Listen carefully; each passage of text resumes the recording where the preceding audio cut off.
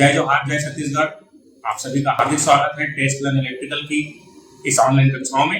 आज हम बात करेंगे जेई एग्जाम में हमें किन बातों का ध्यान रखना चाहिए और उन सभी टॉपिक्स में चर्चा करेंगे और किसी भी कॉम्पिटिटिव एग्जाम्स में किस तरीके से स्ट्रेटेजी रहना चाहिए, क्या टिप्स होने चाहिए, क्या ट्रिक्स होने चाहिए, उन सभी विषयों पर हम बात करेंगे। तो हमारे साथ जुड़े हैं पृथ्वी सिंह राठौर जी, जो कि सीएसईटी एग्जाम में इनका ओवरऑल रैंक 89 रहा है। तो ये किस तरीके से यहाँ तक पहुंचे हैं, इनकी जर्नी किस तरीके से रही है, इनके बारे में हम चर्चा करेंगे। तो चलिए शुरुआत करते हैं। तो मैं सबसे पहले ये पूछना चाहूंगा कि आपको मोटिवेशन किस तरीके से मिला कि मेरे को जूनियर इंजीनियर एग्जाम की तैयारी करना चाहिए? पहले से मेरा इंटरेस्ट है इलेक्ट्रिकल पर रहा है और जैसे ही मैंने कॉलेज ज्वाइन किया था ध्यानगढ़ पॉलिटेक्निक में, मैं इलेक्ट्रिकल ब्रांच में एडमिशन लिया। तो फर्स्ट ईयर में तो उतना नहीं पता चल पाया, लेकिन जैसे सेकंड ईयर पे गया तो मुझे पता चला कि जेईई लेवल पर भी एक एग्ज़ाम होता है जहाँ से हम जूनियर इंजीनियर का पोस्ट ले सकते हैं। और इसके बाद मुझे पता चला कि हमारे एक सीनियर है जो करंट में आरआरबी जेईई पे क्वालिफाइड है और वो बिलासपुर के अंदर काम कर रहे हैं। तो उनसे मैंने बात किया और जेईई के बारे में पूछा, एग्जाम पैटर्न के बारे में पूछा, सिलेबस के बारे में पूछा और वहीं से मुझे मोटिवेशन मिला कि जैसा मैंने बताया कि आरआरबी जेईई में हमारे सीनियर थे दीपेश सर, तो वहीं से मुझे मोटिवेशन मिला और फिर मनीष सर से गाइडेंस मिला और ये बस यही इनिशिएट था मेरा जेईई का एग्जाम क्वालिफिकेशन। बहुत बढ़िया। आपने ये जो जेईई का एग्जाम आप 2024 में आपने क्रैक किया है बहुत अच्छे नंबर से, तो इसकी जो जर्नी है, जो शुरुआत है, वो आपने किस तरीके से किया, किस तरीके से आपने अपनी जर्नी तैयारी जो स्टार्ट की वो कब से तैयारी आप कर रहे हैं, इसको एक बार चर्चा करेंगे ताकि सभी विद्यार्थी समझ पाए।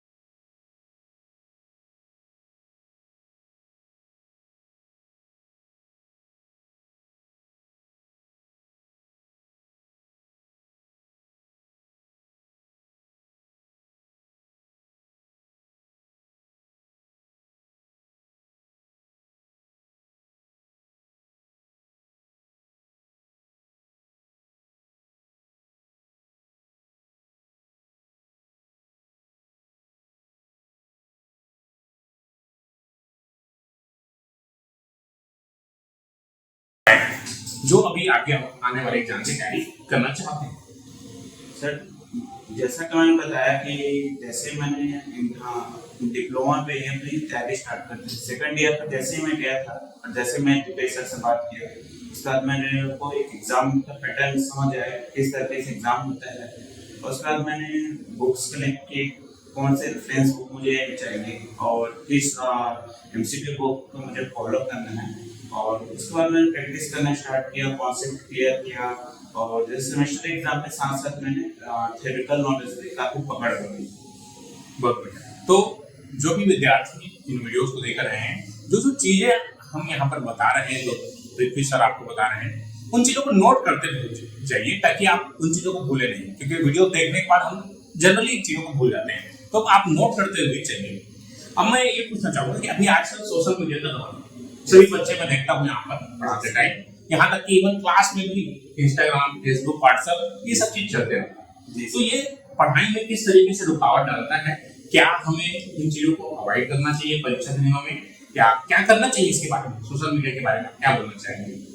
सोशल मीडिया पे हमेशा मेरा ये भी हो रहा है कि सोशल मीडिया आपके दिमाग को कमजोर बनाता है, और अगर आप किसी एग्जाम की तैयारी कर रहे हैं तो बिल्कुल आपको इस चीज़ों से थोड़ा दूर रहना पड़ेगा। लेकिन मैं ये नहीं बोलूँगा कि आप पूरी तरीके से दूर होना पड़ेगा। आप जब भी पढ़ाई कर रहे हैं आप अपना एक रेगुलर शेड्यूल बनाइए, और शेड्यूल पे आप अपना मोबाइल दूर रखिए, सोशल मीडिया से दूर रहिए। बाकी उसके बाद जैसे आप रोजाना की चीज़ें आप सोशल मीडिया का यूज़ कर सकते हैं। यहाँ तक क्लियर? चलिए सर, अब आगे बात करते हैं हम लोग, क्या सेल्फ स्टडी से ही जेईई के एग्जाम क्लियर किया जा सकते हैं? क्या कोई फॉर्मल कोचिंग की जरूरत पड़ेगी? ये बहुत सवाल रहता है बच्चों का, तो इसके लिए आप क्या बोलना चाहेंगे?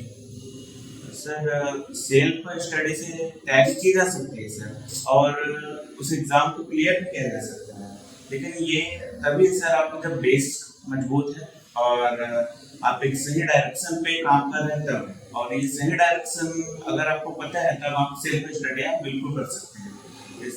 लेकिन जो बिगनर्स होते हैं, ज़्यादातर मैं देखता हूँ जो बिगनर्स होते हैं वो बिना डायरेक्शन के पढ़ाई करते रहते हैं, जिसके कारण वो समझ नहीं पाते हैं कि हमें किन चीज़ों पर ज़्यादा ध्यान देना चाहिए और किन चीज़ों पर नहीं ध्यान देना चाहिए। तो सर अगर आप इनिशियल लेवल पे बिगनर हैं तो आप एक कोचिंग अपने अनुसार ले सकते हैं, और एक सही डायरेक्शन ले सकते हैं, जो भी आपके गाइड में जो सर हैं उनसे, जहाँ कोचिंग से आप जिस कोचिंग में आप हैं वहाँ से, और बिल्कुल आप तैयारी कर सकते हैं। तो बच्चे कैसे पता लगाएं कि मेरे लिए कौन सा प्लेटफॉर्म अच्छा है, कौन सा कोचिंग अच्छा है, ऑनलाइन कोचिंग अच्छा है कि ऑफलाइन कोचिंग अच्छा है? बहुत सारे बच्चों को दुविधा रहती है, तो इस पर आप क्या बताना चाहेंगे? जैसे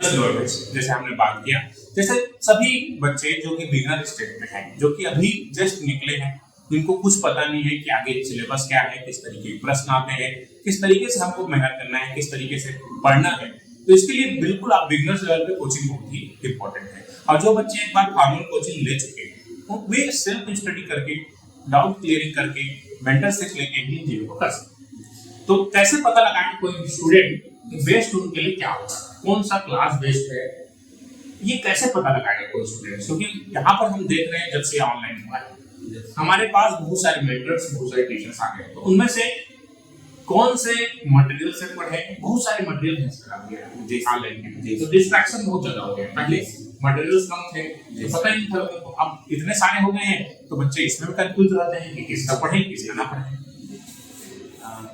सर इसके लिए आप ऐसा कर सकते हैं कि डिफरेंट जो कोचिंग सेंटर रहते हैं वो अपना डेमो क्लासेस स्टार्ट करें। तो डेमो क्लासेस आप अटेंड कीजिए और वहाँ से आप एनालाइज कीजिए कि आपको किन टीचर का जो लेक्चर है वो आपको सहज होता है और किन टीचर से आपको सहजता से चीज़ें समझ आ रही है, आपका कॉन्सेप्ट कितने क्लियर हो रहे हैं। ये सारी चीज़ें आपको डेमो क्लासेस से ही पता चलेगी। और इसके अलावा आप अपने सीनियर से या जो सिलेक्टेड है उनसे बात कर सकते हैं कि कौन से कोचिंग सेंटर ज़्यादा अच्छे हैं, और इस तरीके से आप आइडेंटिफाई कर सकते हैं कि कौन से कोचिंग सेंटर। सबसे अच्छा यही रहेगा कि आप अपने सीनियर से पूछिए और सीनियर के बाद खुद आप उन सेंटर्स में जाइए। अगर सबसे बेस्ट मैं बोलूँगा ऑनलाइन ऑफलाइन, तो ऑफलाइन बेस्ट होता है। अगर आप वहाँ जाके चीज़ों को पढ़ते हैं, इससे बेहतर कुछ नहीं है। जैसे हम लोग भी पढ़े हैं, मैं अकेडमी से पढ़ के आया हूँ, तो जो ऑफलाइन का जो माहौल होता है वो बेस्ट होता है। आप सामने टीचर्स होता है, आप डायरेक्ट पूछ सकते हैं। ऑनलाइन भी अपने आप में जो बच्चे वहाँ अफोर्ड नहीं कर सकते, वहाँ जा नहीं सकते, उनके लिए आप ऑनलाइन बेस्ट है, जो कि उस परिवेश में है, उस चीजों को अफोर्ड नहीं कर सकते। हर कोई दिल्ली जाके सर्वाइव नहीं कर सकता। यस, वहाँ के खर्चे या वहाँ के जो बड़े शहर है, दिल्ली की बात मैंने एग्जाम्पल लिया, ऐसे बहुत सारे शहर है जिससे एक महीने का खर्चा भी अफोर्ड नहीं कर पाएंगे, उन लोगों के लिए ऑनलाइन बेस्ट। यस, और बहुत सारे मटेरियल तो यूट्यूब में भी यस जो फ्री में है ना। हमारे चैनल में देखेंगे आपको हर चीजें फ्री में अवेलेबल। चलिए अब हम बात करेंगे कि अगर बहुत सारे बच्चे क्या होते हैं, तैयारी तो करते हैं, शुरुआत तो करते हैं, लेकिन बीच में डिमोटिवेट होते हैं, छोड़ देते हैं। डिमोटिवेशन आता है बहुत, पढ़ते समय ऐसा लगता है कि मेरा इस एग्जाम में सिलेक्शन होगा कि नहीं, कि मैं जो पढ़ रहा हूँ वो किसी काम का है कि नहीं, क्या मैंने इतने सारे एग्जाम दिए हैं कभी क्लियर नहीं हो रहा है। इस बारे में थोड़ा चर्चा करेंगे कि किस तरीके से हमें इस डिमोटिवेशन को ओवरकम करना है। सर डिमोटिवेशन तो ऐसा है सर, ये एक सामान्य चीज है, ये हर किसी को होता है। ऐसा नहीं कि कोई एग्जाम का टॉपर है तो उन्हें डिमोटिवेशन नहीं होता है, हर किसी की बात है, तो चाहे मेरी बात है या किसी और टॉपर की बात है, हर किसी को डिमोटिवेशन होता है। लेकिन ये है कि डिमोटिवेशन को आपको नजरअंदाज करना आना चाहिए कि आपको हर परिस्थितियों में मोटिवेटेड नहीं रह सकते, आपको जानना चाहिए, ये आप सामान्य बात है। लेकिन ये है कि आप इनको कैसे दूर कर सकते हैं। तो इसके लिए आप सबसे पहले अपने जो सबसे करीबी है उनसे बात कीजिए, अपने जो गाइड के टीचर हैं जो आपको गाइड कर रहे हैं उनको बताइए, अपनी परेशानियाँ बताइए। आपने घर में अपने मम्मी पापा दीदी भाई उनसे बात कर सकते हैं। इस तरीके से आप बिल्कुल आइडेंटिफाई कर सकते हैं कि आप कैसे आगे मोटिवेटेड फील करके पढ़ाई आगे कर सकते हैं। और अगर आपको ज़्यादा ही और दिक्कत है तो फिर आप कुछ योग कर सकते हैं और प्राणायाम कर सकते हैं, जिससे काफ़ी आपको मदद मिल सकती है। बहुत बढ़िया। जैसे जब भी ऐसा फील हो कि बहुत ज़्यादा प्रेशर है सर लाइफ में, तो जिंदगी थोड़ा ब्रेक ले लीजिए। ऐसा क्रिकेट ब्रेक बनता है करके विज्ञापन आता है, कुछ समय के लिए ब्रेक ले लीजिए, कुछ अच्छी जगह में घूम आइए। कुछ नहीं होता सर, एक आध दिन घूम के आ सकते हैं। इसका मतलब ये नहीं कि रोज घूमा था, इसका मतलब ये है कि आप जब भी इस तरीके का एक ब्रेक लेंगे, यस है ना, जैसे सुबह टहलने निकल गए। यस, कई लोग सोचते हैं टहलने निकलने से मेरा टाइम वेस्ट हो रहा है, नहीं, वो गलत है सर, टाइम वेस्ट नहीं होता है। अब इस पे हम चर्चा करेंगे कि कई बच्चे रात को पढ़ते हैं, कई बच्चे सुबह पढ़ते हैं, तो इसमें क्या बेस्ट होना चाहिए। जैसे आपने क्या स्ट्रेटेजी फॉलो किया था कि आप सुबह पढ़ते थे कि शाम को पढ़ते थे, ये भी डाउट लगता है दूसरे बच्चों को। सर मेरे अकॉर्डिंग तो मुझे दिन में पढ़ना ज़्यादा बेहतर लगता था, क्योंकि रात में मैं ज़्यादा देर जग नहीं पाता था। और रात में पढ़ने पे ऐसा होता था कि रात में पढ़ने पे मुझे ऐसा फील होता था कि जो दिन का काम है, दिन में आप जगते हैं और अपने सारे काम करते हैं, वो बिहेवियर मेरा बचपन से है, और अचानक से मैं रात में टर्न ले लूँ तो ये तो मेरी तबीयत को खराब कर देगा। ऐसा जो मैं ज़्यादातर दिन में ही अपना पढ़ाई करता था, बट ये पर्सन टू पर्सन वेरी करता है सर। अगर आपको हैबिट है रात में देर रात तक पढ़ाई करने की, तो आप देर रात तक पढ़ाई कर सकते हैं, और अगर आपको हैबिट है दिन में पढ़ने की, तो आप दिन पे पढ़ाई कर सकते हैं। आप खुद को समझिए कि आपके लिए क्या बेहतर है। बट तो इसलिए पर्सन टू पर्सन वेरी करता है। जो बच्चे रात को पढ़ना अच्छा लगता है रात को पढ़िए, दिन को अच्छा लगता है दिन को पढ़िए। लेकिन एक बायोलॉजिकल तरीके से देखें, एक सामान्य दृष्टि से देखें, तो सुबह पढ़ना, सुबह उठ के पढ़ना, जो कि पहले जमाने में हुआ करना था, वही बेस्ट है सर। उससे आपका जो शरीर है, जो बायोलॉजिकली रूप से तैयार है सुबह जगने के लिए, रात को सोने के लिए, वो डिस्टर्ब नहीं होता। तो आप अपने हिसाब से भी चीजों कर सकते हैं, लेकिन हम यहाँ पर बेस्ट प्रैक्टिस क्या है वो चीज आपको बता दें। अब चलिए क्या ये बहुत सारे बच्चों को रहता है, क्रैश कोर्स वाली बात आती है। क्रैश कोर्स में 2 से 3 महीने में पढ़ाई हो जाएगा, ऐसा सभी सोचते हैं, और ऐसे जनरली बहुत सारे क्रैश कोर्स भी अवेलेबल है। तो ये किस तरीके से हेल्प करता है कि आप बिगनर्स 2 से 3 महीने में उन सभी चीजों को समझ पाएंगे? नहीं सर, ये बिल्कुल भ्रम की बात है कि 2 से 3 महीने में आपका सिलेबस पूरा हो जाएगा। ये बिल्कुल पॉसिबल नहीं है, क्योंकि जब आप सेमेस्टर एग्जाम पे पढ़ते हैं तो आप जानते हैं कि थ्योरी नॉलेज के लिए आपको कितने महीने लगते हैं, और किसी आइडिया को अपने दिमाग में बैठाने के लिए आपको कितना टाइम लग जाता है, या किसी थ्योरी को समझने में। तो ये बिल्कुल गलत बात है कि 2 से 3 महीने में आप पूरे कोर्स को कंप्लीट कर देंगे। ये मैं जरूर बोलूँगा कि अगर आपके पास एक पहले से समझ है, एक आप पहले से तैयारी कर चुके हैं, तो आप 2 से 3 महीने में एक अच्छी स्ट्रेटेजी से पेपर की तैयारी कर सकते हैं। मतलब ये कुल मिला के बोला जाए कि जो बच्चे एक बार चीजों को पढ़ चुके हैं, मतलब जो सीनियर हैं, जो 1 से 2 साल तक तैयारी पहले से कर चुके हैं, यस, उनके लिए 2 से 3 महीने का क्रैश कोर्स ज्यादा इफेक्टिव होता है as compare to your beginners. जैसे बिगनर्स तुम्हारे जो बच्चे हैं जो फ्रेश निकले हैं, उनको फाउंडेशन कोर्स में जाना चाहिए, जो कि 0 से लेवल से लेकर हाई स्टैंडर्ड तक की चीजें पढ़ाई जाती है। 1 साल कम से कम अपने आप को दीजिए, तब आप जाके कॉम्पिटिटिव एग्जाम्स को समझ पाएंगे। 1 साल तो समझने में लगता है कि पूछना क्या है, पढ़ना क्या है, बुक्स क्या है। तो चलिए इसी पर आगे चर्चा करेंगे। अब कई बच्चे कहते हैं सर मेरा अंग्रेजी कमजोर, अंग्रेजी बहुत कमजोर है। जैसे यहाँ पर डिप्लोमा में आया हूँ, देखता हूँ कि यहाँ बहुत ज्यादा कमजोर रहता है बच्चों को बेसिक्स और जो इंग्लिश है। तो इंग्लिश कमजोर होना क्या कॉम्पिटिटिव एग्जाम्स के लिए अच्छा है कि बुरा है, कि इंग्लिश के बिना एग्जाम नहीं निकाला जा सकता? ये समस्या को मैं अच्छे से समझता हूँ सर, क्योंकि मैं खुद एक हिंदी मीडियम का छात्र रहा हूँ। तो बट ये मैं बोलना चाहूँगा कि जिस डिप्लोमा इंजीनियरिंग में मैंने देखा है कि स्टूडेंट हिंदी मीडियम से आते हैं तो वो काफ़ी फियर महसूस करते हैं इन चीज़ों को। बट तकनीकी ज्ञान में ऐसा है सर कि आपको कोई हाई लेवल इंग्लिश की जरूरत नहीं होती है, आपको बेसिक बस वर्ड्स की जरूरत होती है, और आपको बस एक समझ होनी चाहिए। आपको रिटन एग्जाम नहीं देना है, आपको एमसीक्यू एग्जाम देना है। अगर आप जेईई की तैयारी कर रहे हैं तो आपको बस एक समझ होने की जरूरत है, और बाकी कोई गहराई नहीं चाहिए किसी लैंग्वेज पे। तो ऐसा बिल्कुल नहीं है कि आप हिंदी बैकग्राउंड से आते हैं तो आप टेक्निकल भाषा को या इंजीनियरिंग को समझ नहीं पाएंगे, ये केवल भ्रम है। मैं भी खुद हिंदी मीडियम से हूँ, प्रीफिस हमारे जो छात्र हैं वो भी हिंदी मीडियम से हैं। तो हिंदी मीडियम में होना किसी शर्म की बात नहीं है, कि ये नहीं है कि आप कमजोर हैं किसी चीज से। भाषा है सर एक केवल माध्यम है, जैसे पीछे में लिखा है टेस्ट लर्न है ना, इलेक्ट्रिकल, तो केवल पढ़ने आना चाहिए बस। यस, ये होना है ना।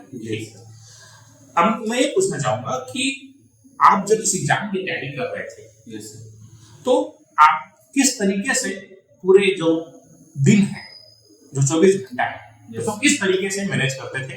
टाइम मैनेजमेंट की हम बात करते हैं, जो कि बहुत ज्यादा पूछा जाता है, और जनरली बच्चे हमसे यही सवाल करते हैं कि सर टाइम को मैनेज कैसे करें? सर टाइम मैनेजमेंट के लिए तो सबसे पहले आप अपने सोने का दिनचर्या पहले से निर्धारित करेंगे। आपको दिन में 7 से 8 घंटे की नींद बिल्कुल चाहिए, क्योंकि जितना आप कंजर्व करेंगे उनको एब्जॉर्ब करने के लिए आपका दिमाग शांत होना चाहिए, तो उसके लिए आपको पर्याप्त नींद की बहुत जरूरत है।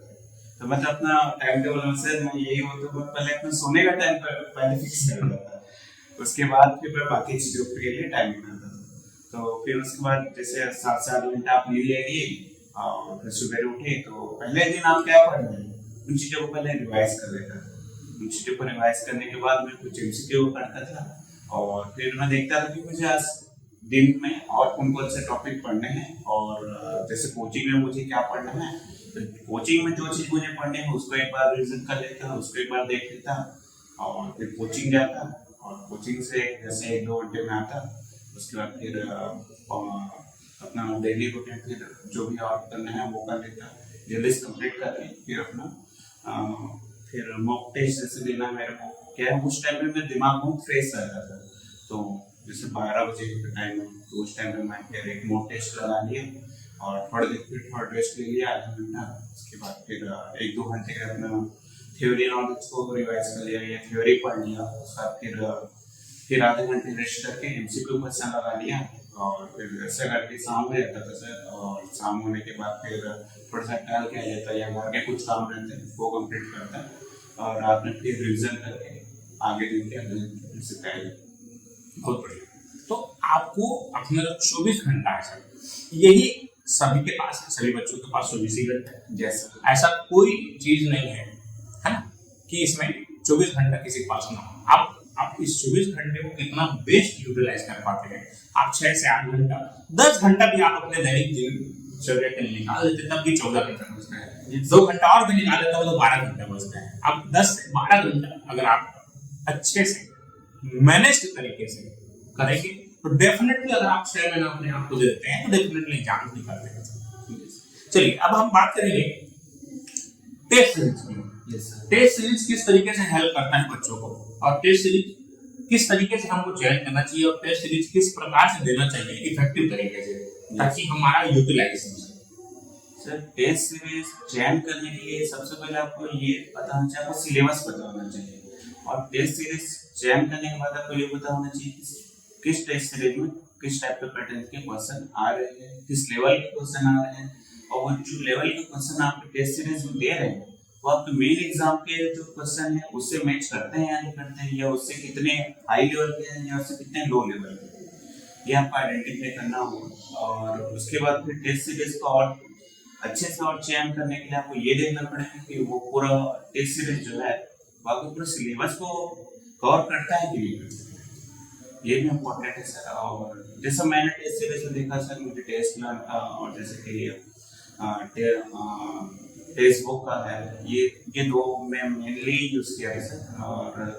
और जैसे टेस्ट सीरीज को बाद में एनालाइज करने की बात कर रही तो उस पे सर मैं एक कॉपी बनाता था, डाउट कॉपी।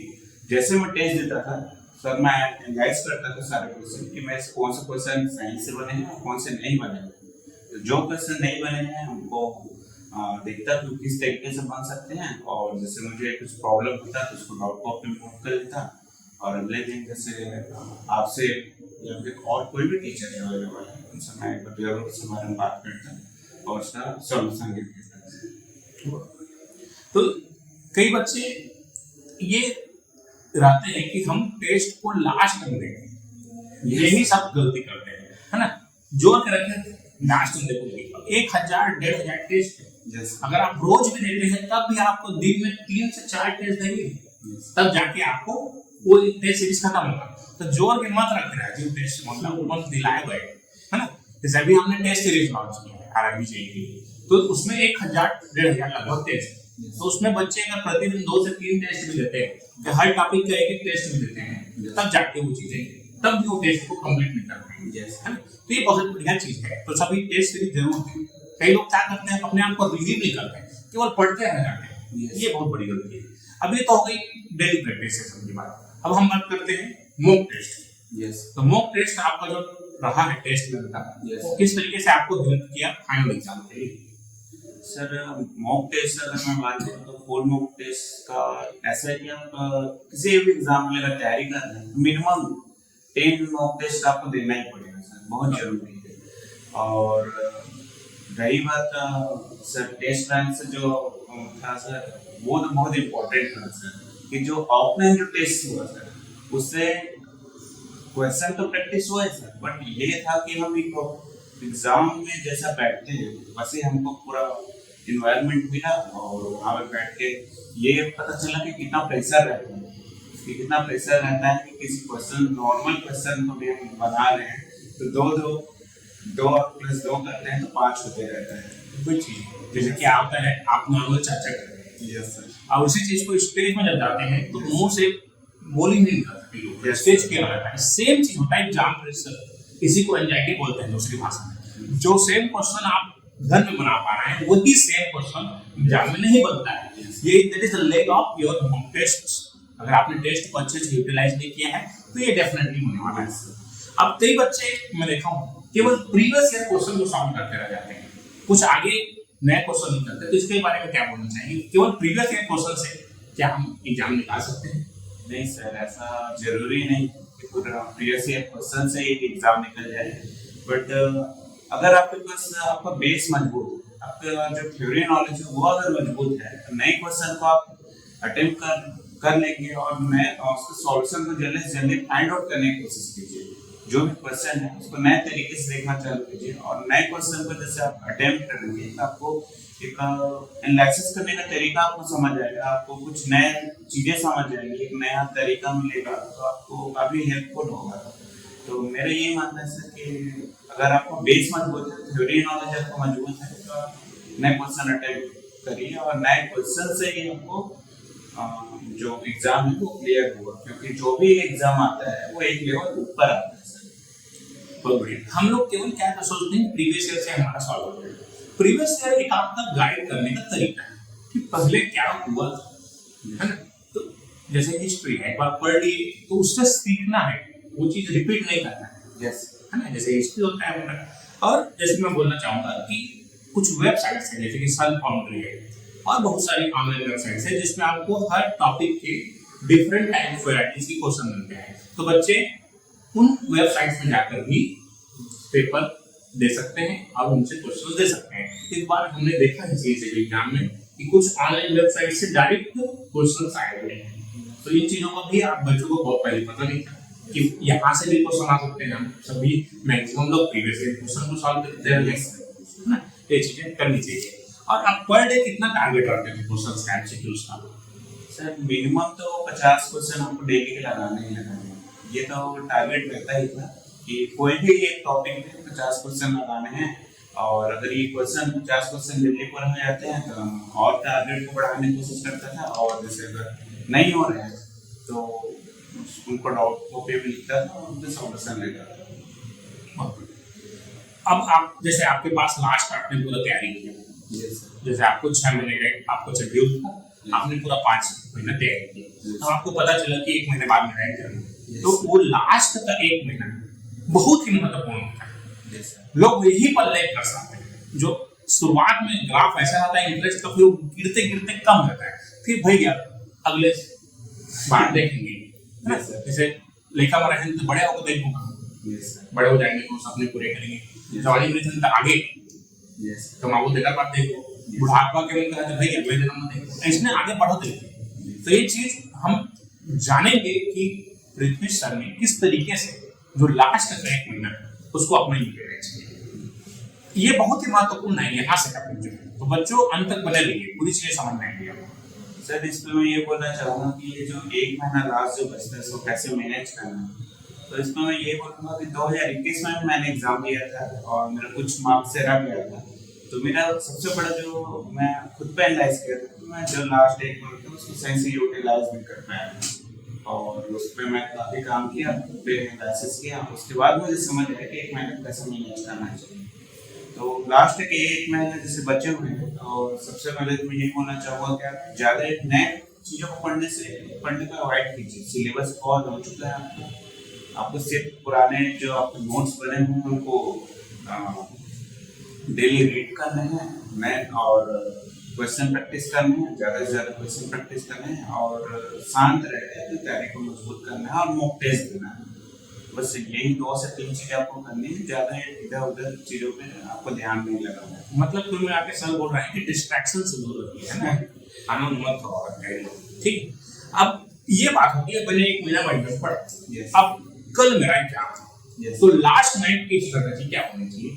आखिरी दिन, परीक्षा का जो आखिरी दिन है उसको किस तरीके से हमको यूटिलाइज करना है? लास्ट नाइट जो रहता है वो ऐसा रहता है कि बहुत ज़्यादा स्ट्रेस रहता है, वो हर किसी के लिए रहता है, क्योंकि जो भी जेन्युइन तरीके से तैयारी करके गया है उसके पास एक ऐसा रहता है कि अगले दिन 2 घंटे में ही उसके जो पूरे साल भर की मेहनत है वो वहाँ पे पता चलेगा कि कैसा हम क्रॉस कर रहे हैं, आगे पार वाली जगह है। तो वो एक दिन पहले रिसर्च तो बहुत करते हैं, लेकिन आपको उस दिन ये सोचना चाहिए कि अब जब आप साल भर मेहनत कर चुके हैं तो एक दिन आपको शांत रहना है और बिल्कुल आपको बस जो चीज़ें आपको जरूरी है अगले दिन के लिए, जैसे आपका एडमिट कार्ड हो गया और जो भी एग्जीक्यूशन चीज़ें हैं उनको आप पहले से देख लीजिए। और जैसे आपका एग्जाम सेंटर है तो आप पहले ही एग्जाम सेंटर पे एक बार देख के आ जाइए। अगर एग्जाम सेंटर दूर है तो एक दिन पहले ही वहाँ पहुँच जाइए, ये बहुत जरूरी है। मेरा एक दोस्त एग्जाम सेंटर पर नहीं पहुंच पाया क्लास में, केवल उसी कारण उसका एग्जाम सिलेक्शन है। बहुत जरूरी है सर, एग्जाम अगर रायपुर में है, बिलासपुर में है, जहाँ डिस्टेंस आपका पॉसिबल नहीं है, उसी दिन पहुंचने एक दिन पहले पहुंचना जरूरी है। और जो भी आधार कार्ड, एडमिट कार्ड, जो बेसिक चीजें हैं उसको रख लीजिए। एग्जाम के सेंटर में जाके हमारा आधार कार्ड नहीं, आईडी कार्ड नहीं, रोना गाना कर लीजिए, ये सब चीजें जरूर रहिए, पहले से प्लानिंग कीजिए। अब एग्जाम में आप बैठ गए, अब क्या करना है इसको बताइए आप सब। एग्जाम में बैठे आप जब पेपर में, तो आपके दिमाग में क्या चल रहा है या क्या चलना चाहिए? सर इसमें एक चीज और मैं जोड़ना चाहूंगा सर, जैसे इसके पहले आप जो क्वेश्चन किया कि जैसे एक दिन पहले है तो आप नींद पूरी लीजिए। नींद बहुत जरूरी है। अगर आप नींद नहीं लेंगे तो आपका दिमाग अगले दिन काम नहीं करेगा, स्टक हो जाएगा। इसलिए आपको नींद 7 से 8 घंटे की नींद और एक हल्का भोजन, नाश्ता जैसे ले रहे हैं तो हल्का नाश्ता करके एग्जाम सेंटर पे जाइए। उसके बाद जैसे आप एग्जाम सेंटर पे, जैसे आप बोले सर एग्जाम सेंटर में हम बैठ गए एग्जाम देने के लिए, तब क्या करना चाहिए? तो उस टाइम पे तो बहुत ज़्यादा प्रेशर रहता है। तो सबसे पहले तो आप खुद में आत्मविश्लेषण करने से बिल्कुल बचें। और दूसरा चीज कि आप किसी और से बात ना करें, अपने थोड़े सेल्फिश टाइप का होना पड़ता है वहाँ पे, कि आप किसी से बात ना करें, अपने दोस्तों से ही ज़्यादा बातें ना करें, थोड़ा शांत रहिए और कुछ ज़्यादा सोचिए नहीं। बस मन में ये रखिए कि आपने पूरे साल भर मेहनत की है और बिल्कुल इसका नतीजा निकलेगा। और जाके शाम मन से बैठे अपने सारी चीज़ों को एक बार देख लीजिए कि सब सारी चीज़ें प्रॉपर है कि नहीं। एक पानी बोतल साथ में ले जाइए और फिर एग्जाम अच्छी मन से शांति से एग्जाम दीजिए। बहुत इन चीज़ों का ध्यान रखना है। जब भी आप एग्जाम में बैठे तो बिल्कुल भूल जाइए, जैसे गीता में कृष्ण भगवान ने लिखा है कर्मण्येवाधिकार अस्ति मा फलेषु कदाचन। तो आप केवल कर्म कीजिए, एग्जाम में बैठे हैं, बहुत चिंता मत कीजिए कि इसका मेरा रिजल्ट क्या होगा, मैं पास होऊंगा फेल होऊंगा, इन चीजों के बारे में डिस्कशन नहीं करना चाहिए। अब मैं बहुत महत्वपूर्ण टॉपिक आने वाला हूँ, यही से लोग थोड़ा दिक्कत आप मानते हैं। पेपर देने के बाद बहुत ज्यादा तकलीफ में आते हैं लोग। इसके बाद जैसे पेपर दिन अच्छा बना नहीं बना, इसके बारे में क्या होना चाहिए? पेपर आफ्टर एग्जाम, इसकी बात चर्चा कोई नहीं करता, इसकी चर्चा ही नहीं करते कोई। एग्जाम के बाद क्या है, बस एग्जाम तक की चर्चा होती है। तो ये लेक्चर जो अभी हमारा जो सेशन चल रहा है, इसमें अगर आपने अंत तक बने रहेंगे तो आपको बहुत ही महत्वपूर्ण जानकारी मिलेगी। जैसे मैंने बताया कि 2021 का मैं पेपर दिया था, वो क्वालिफाई नहीं हुआ था मेरा। तो ऐसा होता है सर कि फेलियर जब आपको मिलती है तो वहां से उठना बहुत मुश्किल हो जाता है सर। आपको क्या होता है कि आप जब भी कोई टॉपिक फिर से बुक खोलते हैं या फिर कोई टॉपिक उठा के देखते हैं, आपको पुरानी चीजें रिवाइज होने लगती है कि मैं एग्जाम पे नहीं निकल पाया था, इस बार निकलूंगा कि नहीं, कि मैं आगे सही रास्ते पे हूँ कि नहीं। बहुत सारे क्वेश्चन आते रहते हैं माइंड पे। लेकिन ये है कि ये जो कॉम्पिटिशन एग्जाम का जो दौर है सर, ये हमेशा चलते रहते हैं।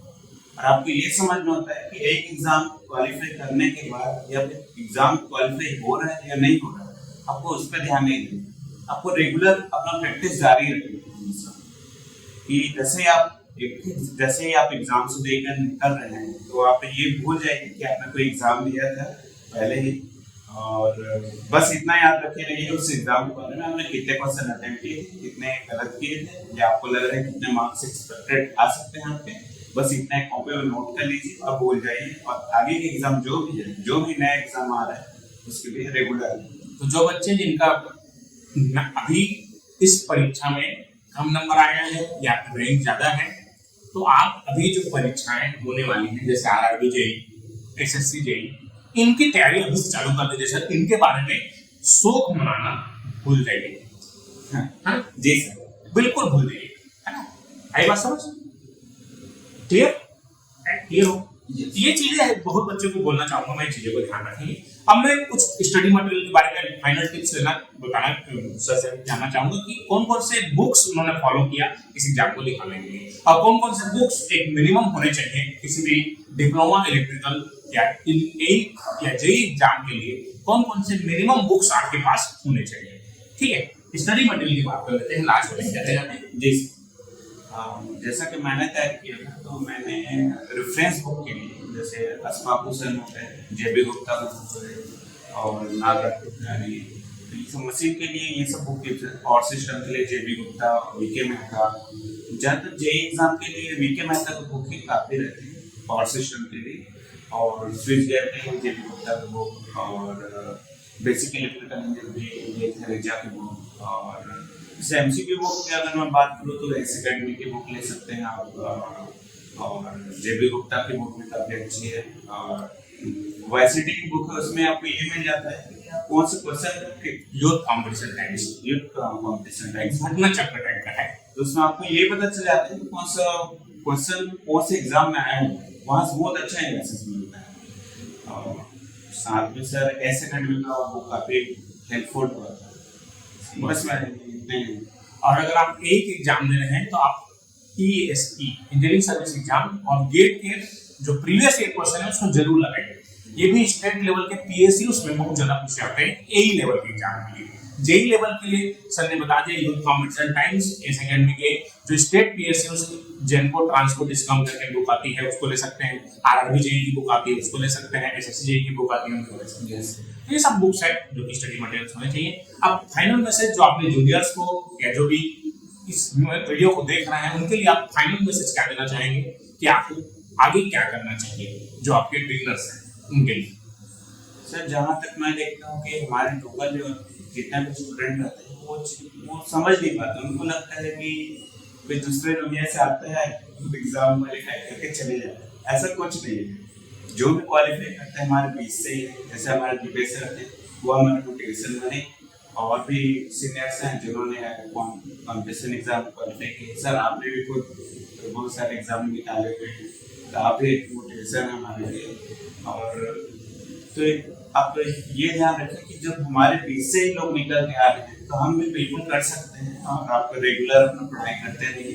कोई ज़्यादा डीप पढ़ाई की या फिर 8 से 9 घंटे लगते हैं ऐसे वाली कोई बात नहीं है। आप डेली का 4 से 5 घंटा ही पढ़िए, एग्जाम टाइम में थोड़ा सा शेड्यूल को बदल लीजिए और थोड़े से ज़्यादा मेहनत कीजिए, और डेफिनेटली आपका सिलेक्शन होगा।